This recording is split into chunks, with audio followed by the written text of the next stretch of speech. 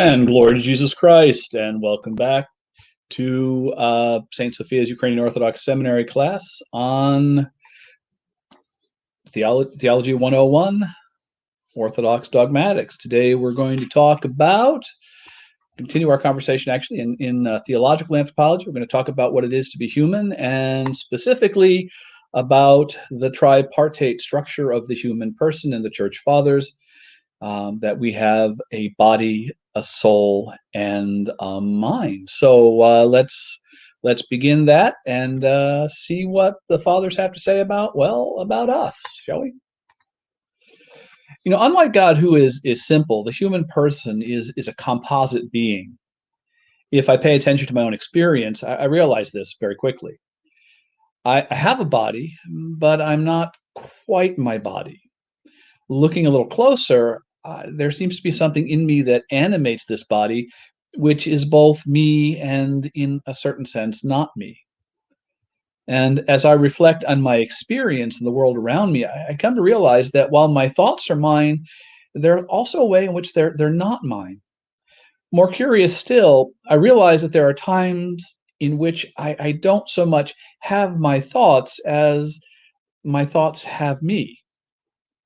When I look at myself, I realize that I am, as it were, composed of different facets, which, for all that they usually work together, just as frequently are in conflict with each other. Add to this that I'm a social being, that my flourishing depends on our mutual self-donation to each other in love. Also, though, it's not just that I must love you, I must be loved by you. My self-donation, it seems, is not enough. To be fully myself, I require as well your gracious acceptance of my self-donation. Now, God is incomprehensible because he is simple. The divine simplicity means that unless I wholly grasp God, I only have ideas about him.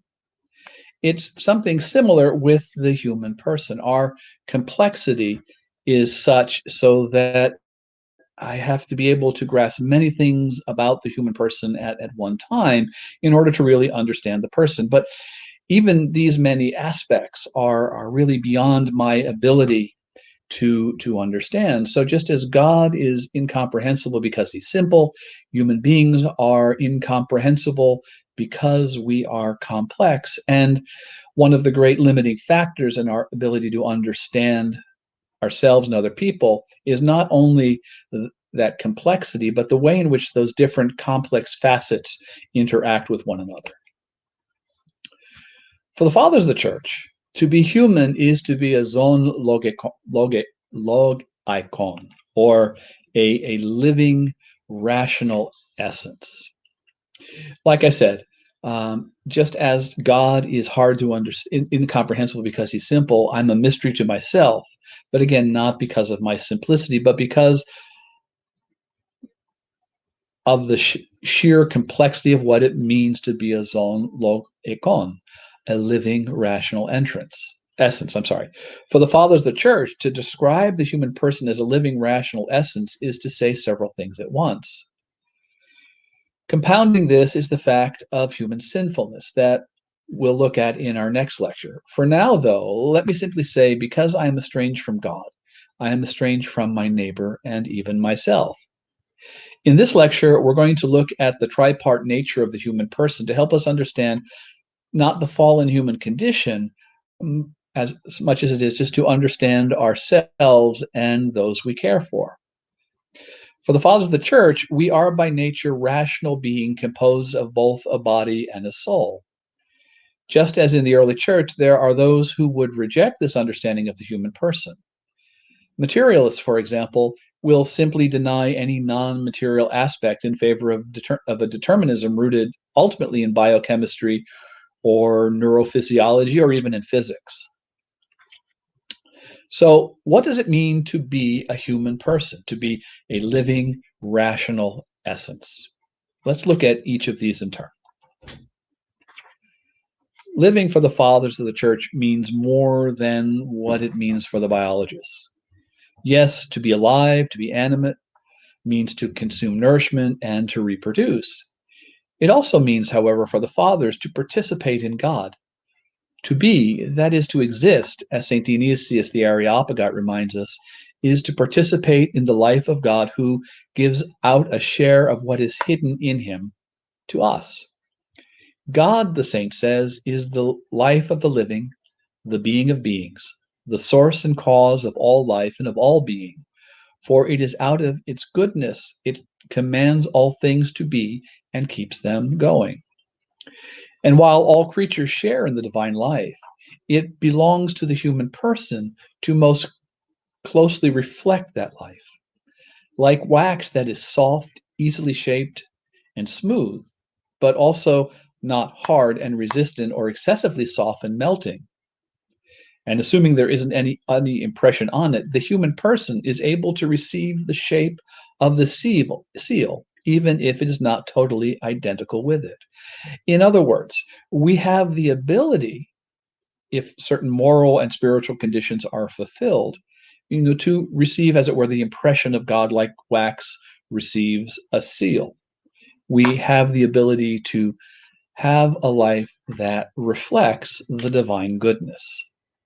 This is what it means to be living over and above what is given to us by biology. The next element, to be rational. It is this that we mean when we say this is what we mean when we say that human beings are rational. Again, for the fathers, human reason is more than that which can be quantified.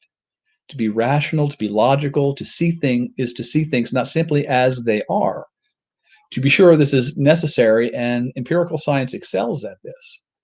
But for the fathers of the church, we must also see and understand things as God has created them to be. It's precisely in our rationality that we reflect the divine likeness most fully. Lord Jonathan Sacks, the former and now deceased chief rabbi of the United Kingdom, offers us a good example of what we mean as Orthodox Christians when we talk about rationality. In a 2014 speech he gave at Pope Francis's colloquium on the family, Lord Sacks said that the family, man and woman and child, is not one lifestyle choice among many. It is the best means we have yet discovered for nourishing future generations and enabling children to grow in the matrix of stability and love. He concludes by saying that when a man and a woman turn to one another in a bond of faithfulness, God robes them in a garment of light, and we come as close as we will ever get to God himself, bringing new life into being, turning the prose of biology into the poetry of the human spirit, redeeming the darkness of the world by the radiance of love. In his words here, Lord Sacks, I think, goes to the very nature not only of marriage and family life, but what it means to be a human being and to live in the likeness of God. He also demonstrates an appreciation for what he calls, he demonstrates his appreciation for what he calls the prose of biology, but also the moral struggle of responding to the darkness of the world. For the fathers of the church, this doesn't negate the importance, the poetry of the human spirit, and the redeeming power of radiant love. To pay attention to the way things are is, in fact, part and parcel of how we move from prose to poetry, from darkness to light. Much less do these higher aspects of human life, of poetry and love, absolve us of our responsibility to know both the world as it is and as it is meant to be. It's only when these are joined that we are truly worthy of being called rational.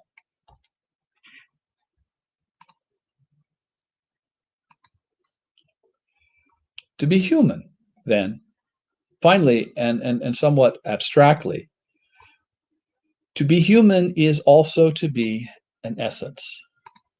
Oh, one too far. By this, the fathers mean that the human person is a unique, unrepeatable creation by God. There is no one else like you, and there never was and never will be. We have touched on this before when we talked about the hierarchical nature of creation. We can now go further than that, than what we have said previously, and say that nothing that is unintended. Nothing that is intended is without its own place and purpose in the divine economy.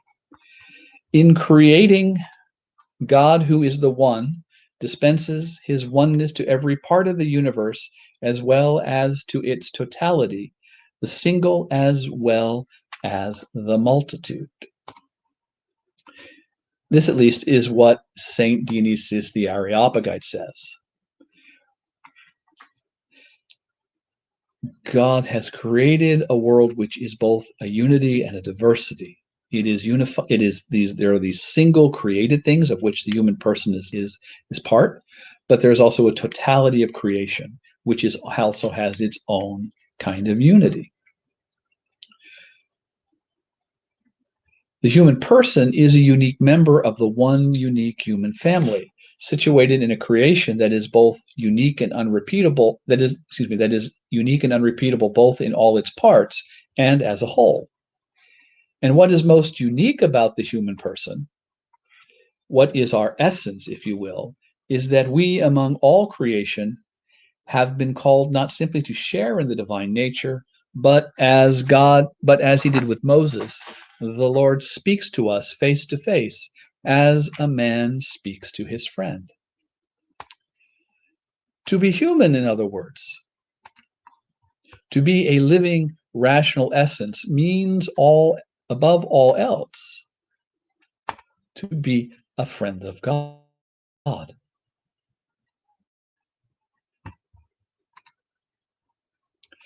We can contrast this with metempsychosis, or the transmigration of soul. This is the doctrine that teaches that the same soul inhabits in succession the bodies of different beings, both men and animals.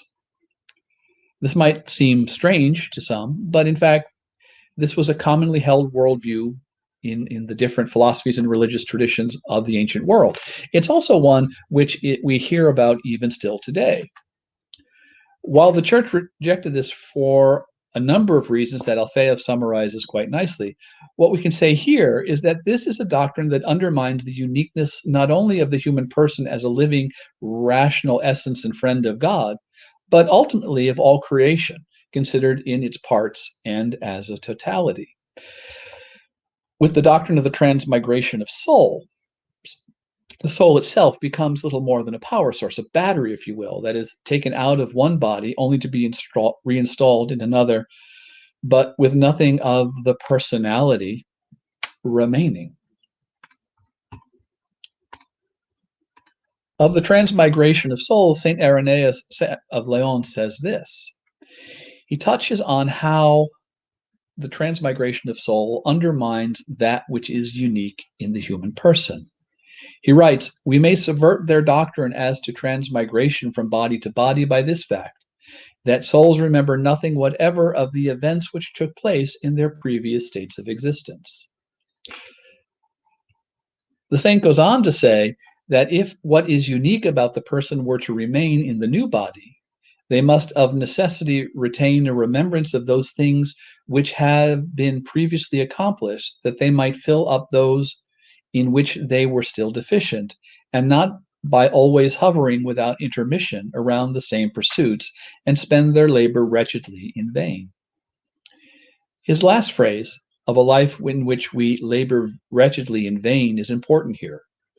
In the theology of the church, the transmigration of souls not only undermines human uniqueness, but in so doing, dissolves all that the person accomplishes in life. This extends not only to work, but to the love we experience, the love we give and receive, and above all, it undermines our friendship with God. All of this, for the proponent of the transmigration of souls, is ultimately simply an illusion.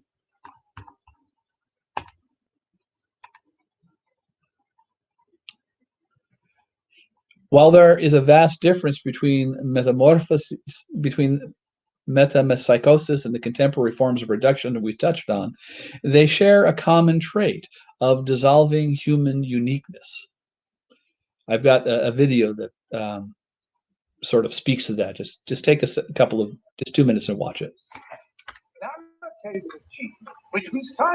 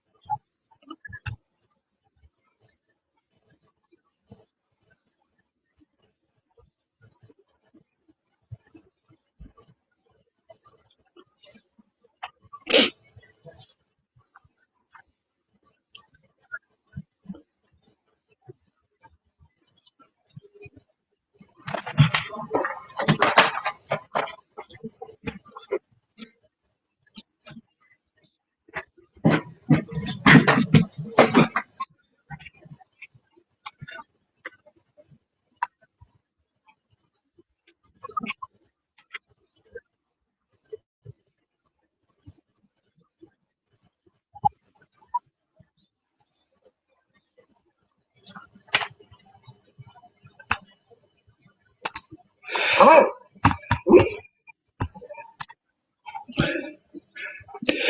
To be sure, the English comedian John Cleese is who in the video is being humorous and more than a little unfair to at least responsible scientists. He's dealing with a lot of what happens on a popular level, but for all the fact that he's being silly, he touches on what happens when we substitute the father's robust view of human rationality that embraces not only what can be seen, but what is unseen, for the more narrow view of reason that informs empirical science. Again, while science has its own legitimacy, when we forget its limits, we find ourselves sliding into the anthropological absurdity that Cleese lampoons here. So let's take a look now for just a second about what happens when we lose track of that robust view of human freedom and try and instead take on a more reductionistic view of trying to limit what reason knows simply to what can be seen.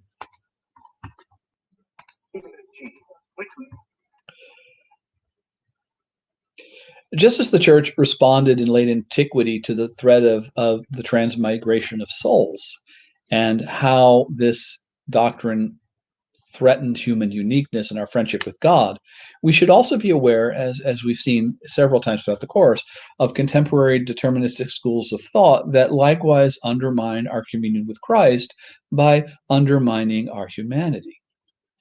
To biological reductionism, we can add certain political and economic systems like Marxism, communism, fascism. There are also other ideologies such as atheism, racism, and moral relativism, all of which undermine one or more aspects of our humanity. But above all, they undermine human reason by reducing what we know to what can be quantified. While it's important to be aware of these sort of contemporary threats to human uniqueness and to rationality, it's also important to keep in mind that the church has, as it were, its own list of these particular threats. And these are the 8 principal vices that we find in the work, especially of St. John Cassian. And these vices are gluttony, fornication, avarice, anger, sadness, despondency, vainglory, and pride. Cassian says that the first 6 of these vices are connected to one another like a chain. Of these 8 vices, then, he says, although they are different in their origin and in their way of affecting us, the first 6, gluttony, fornication, avarice, anger, dejection, and despondency, have a sort of connection with each other and are, so to speak, linked together in a chain, so that any excess of the one forms a starting point for the next. By way of illustration, he says, think about how from an excess of gluttony, fornication is sure to spring, and from fornication, avarice, from avarice, anger, from anger, sadness, and from sadness, despondency. And by despondency, he means despair, not depression. Of the 2 remaining vices, and if you look at the list again, those are vainglory and pride, he says this: the 2 remaining vices, vainglory and pride, are connected together in a somewhat similar way as the others of which we have spoken, so that the growth of the one makes a starting point for the other. An excessive vainglory, for example, produces an incentive to pride. But they are altogether different from the 6 former faults, and are not joined in the same category with them, since not only is there no opportunity given for them to spring up from these, but they are actually aroused in an entirely different way and manner. For when these others have been eradicated, these latter, vainglory and pride, flourish the more vigorously. And from the death of the others, they shoot forth and grow up all the stronger, and therefore we are attacked by these 2 faults in quite a different way. What this means for us is this. We need to be on guard that in any apologetic or evangelical success, or any success in our careers, our workplace, or family, to say nothing of success in the spiritual life, that we be aware that these successes are not without their risks, specifically vainglory and pride. And again, like the various forms of determinism, like the other 8 deadly sins, vainglory and pride really do represent threats to human uniqueness and to our friendship with God, because they remove us from the place that we've been given by God. The vainglorious, the proud, tries to assume a place in creation that he or she doesn't have. We need to be on guard against vainglory and pride, because they are a constant in human affairs. To see this, we need to spend a little bit more time, though, looking at the tripartite nature of the human person.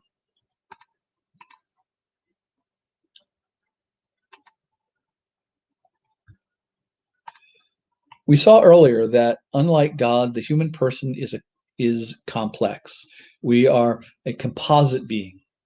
While the scriptures generally talk about our being composed of body and soul, there are times when they talk about us as tripartite, or of having 3 parts: body, soul, and mind, or sometimes spirit. The latter theory plays an important role in the Church's response to Greek philosophy, because this tripartite anthropology was common in the ancient world, ancient pagan world. And as we've seen several times throughout the class, the fathers, while they begin in Scripture, do so to bring biblical insights to illumine contemporary concerns. As a result of these conversations, the fathers not only drew non-believers to Christ, they strengthened the faithful and uncovered hidden depths of meaning in the Scriptures.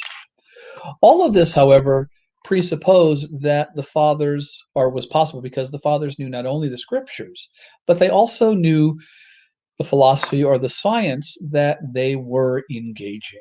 And again, something that we've seen, several times throughout the class. It is not sufficient just to know the tradition of the church. We also need to know something of the people and the situation person to whom we're speaking and the situation to which we are responding. So we have to know, for example, science or economics or philosophy. The tripart nature of the human person suggests a certain hierarchical arrangement of the different parts. St. Augustine, for example, writes in The City of God that because there is in man a rational soul, he subordinates the peace of the rational soul. He subordinates to the peace of the rational soul all the parts of his nature which he shares with the beast, so that he may engage in deliberate thought and act in accordance with this thought, so that he may thus exhibit that ordered arrangement of cognition and action which we call the peace of the rational soul. Augustine goes on to say that a man ought to wish to be spared the distress of pain and grief, the disturbance of desire, the dissolution of death, so that he may come to some profitable knowledge and may order his life and his moral standards in accordance with this knowledge. But he needs divine direction, which he may obtain with resolution, and divine assistance, that he may obtain it freely, to prevent him from falling in his enthusiasm for knowledge, a victim of some fatal effort through the weakness of the human mind. In other words, I need to control my life by reason, but reason needs divine grace in order to prevent it from falling into, or prevent me from falling into, vainglory or pride. A little later in The City of God, Augustine draws a parallel between the well-ordered life of the individual directed by reason and the peaceful household and city. In all cases, peace is the fruit of the right use of reason in the full sense that we've discussed throughout this class. This hierarchical arrangement of the person does not imply an unappreciative view of the body, however, but neither does it negate the moral primacy of the immaterial aspects of the human person. Whether we think of the person as body composed of body and soul, or of body, soul, mind, the Church continually emphasizes that you are more than what can be quantified, you are more than what can be seen. The challenge is to bring the different aspects of our life into balance, that is, to live in a way that reflects the hierarchical nature of creation.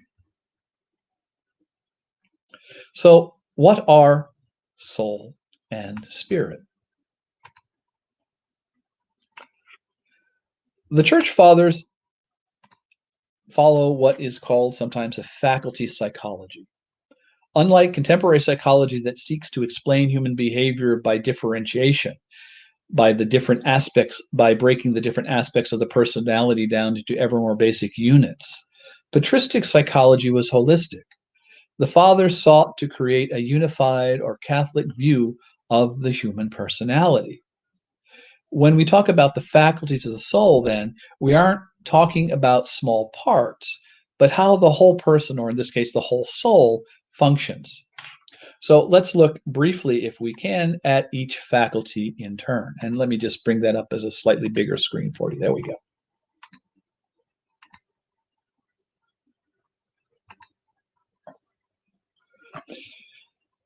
We've already seen logos, or reason, is that faculty of the soul that knows what a thing is as God intends it to be. Logos knows, in other words, the nature or the essence of the thing. This is why we are to be guided by reason. We need to know what it means in a deep and expansive way to be human. This is also why, as we've already seen, that the right use of reason requires both the cultivation of virtue as well as faith. Reason for the Fathers is not limited simply to sense data, but has a transcendent dimension. We must understand the world of persons, events, and things not simply as they are open to quantification or to sense data, but also according to God's will. We have to know things as God knows them, and not simply depend on what we feel or we want. This isn't to say that feelings and desires are unimportant for the Fathers. Quite the contrary. Feelings matter, as do our desires, but both must be ordered or guided by logos. Take themos, or feelings, for example. Our feelings, our emotions, if you will, give us the power we need to act. As intended by God, my feelings or my passions determine how I respond to the world around me. Especially when manifested as anger, themos is not directed outward, or at least is not meant to be directed outward. I'm not supposed to be angry at other people or at things. If I am angry at all, I should be angry at my own sinfulness.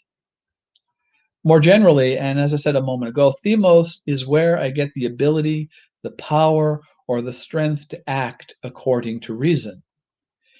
In Western moral theology, the Greek concept of themos would be associated most closely, I think, with the virtue of fortitude, or the ability to do the good thing even when it is difficult to do so.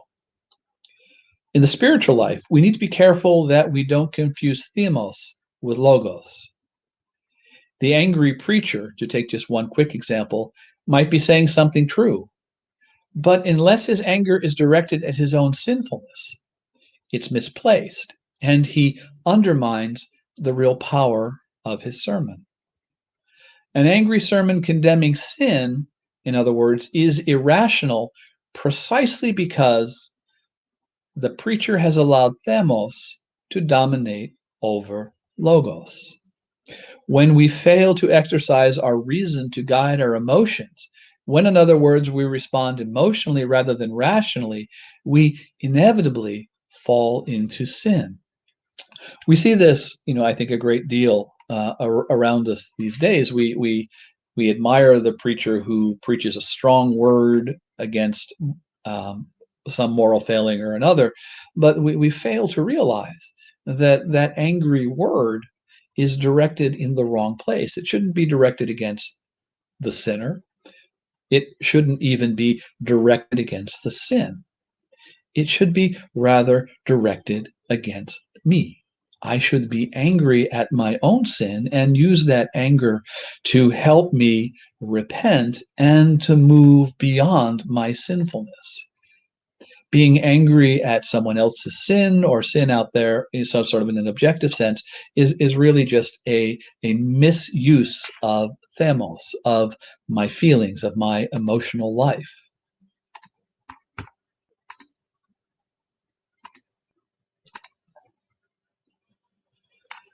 The final faculty of the soul is desire, or epithemia. If reason evaluates and feelings move us, desire is the faculty that grasps the beauty both of God and his creation. Here too, though, we cannot simply give in to beauty. As with our emotions, our desires must be guided by reason. And reason tells me that it is in the nature of uncreated and created beauty that it attracts us. What then are we to make of beauty? The Catholic philosopher Peter Kreeft points out that beauty is the first thing we notice and love. It is, he says, the ambassador or the sales representative for truth and goodness. This is why, he concludes, Dostoevsky says, beauty will save the world. Unlike truth, he says, which is easily resisted, beauty is irresistible. Because of the fall, we are very good at deceiving ourselves. Goodness is easily resistible. We can shut up our conscience very easily, but we cannot shut up that nightingale in the heart with the heart-breaking voice that demands its food. It is in the nature of beauty that it captures our attention. And just as sin makes us stupid, holiness makes us not only wise, but beautiful.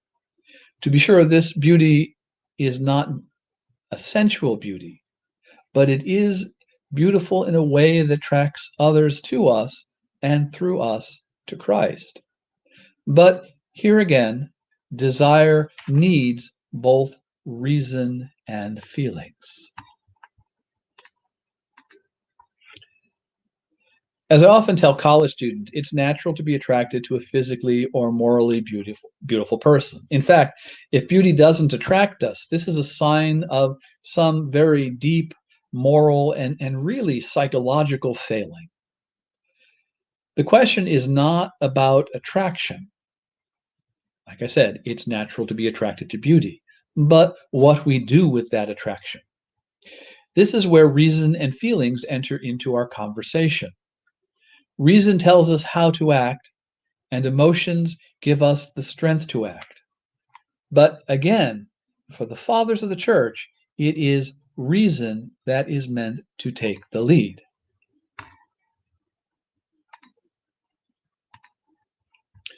When reason leads, when logos leads themos, when feelings are guided by reason, when desire is guided by reason and energized by feelings, then we see the fruits of the Spirit that St. Paul lists for us in Galatians. The fruit of the Spirit is love, joy, peace, long-suffering, kindness, goodness, faithfulness, gentleness, self-control. Against such there is no law, and those who are Christ's have crucified the flesh with its passions and desires. If we live in the Spirit, let us walk in the Spirit. Let us not become conceited, provoking one another, envying one another. When, on the other hand, reason doesn't lead, well, then what? Again, from St. Paul. The works of the flesh are evident, which are adultery, fornication, uncleanness, lewdness, idolatry, sorcery, hatred, contentions, jealousies, outbursts of wrath, selfish ambitions, dissensions, heresies, envy, murders, drunkenness, revelries, and the like, of which I tell you beforehand, just as I told you in times past, that those who practice such things will not inherit the kingdom of God. That last phrase should sort of chill us a little bit. You know, the person who surrenders the use of reason, of logos, has lost the kingdom of God. And the person without logos, without that deep sense of reason, loses the kingdom of God because he no longer is obedient or in communion with God. He no longer shares the divine will as if it were his own.